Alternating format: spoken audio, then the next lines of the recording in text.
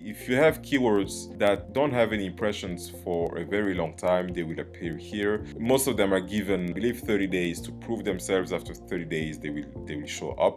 Keywords with no clicks will appear here.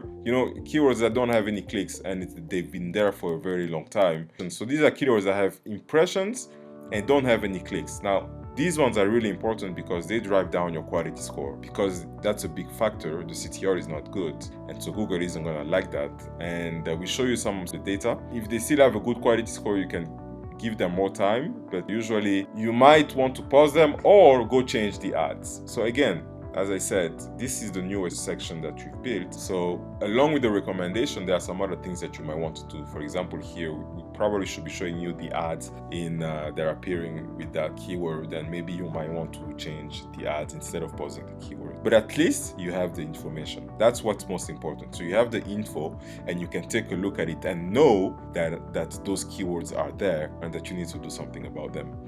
Same thing with the no conversions. So these are keywords that have clicks but don't have any conversions.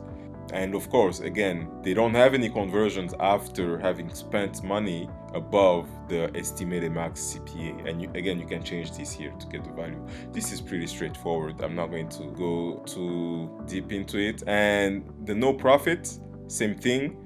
Always related to the max CPA, so the maximum amount you're willing to pay for conversion. Anything that is above this estimated CPA is going to show up here. Again, you have the data, it's up to you to decide. Just for this section here, you will have a better idea of what you need to do with the keywords, and eventually we're going to be adding better actions to do and a better way to deal with these actually.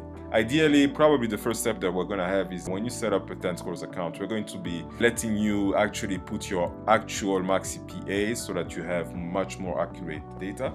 But that's going to come as we get along. We keep improving the tool, and with your feedback as well, we're going to be adding new features as time goes by.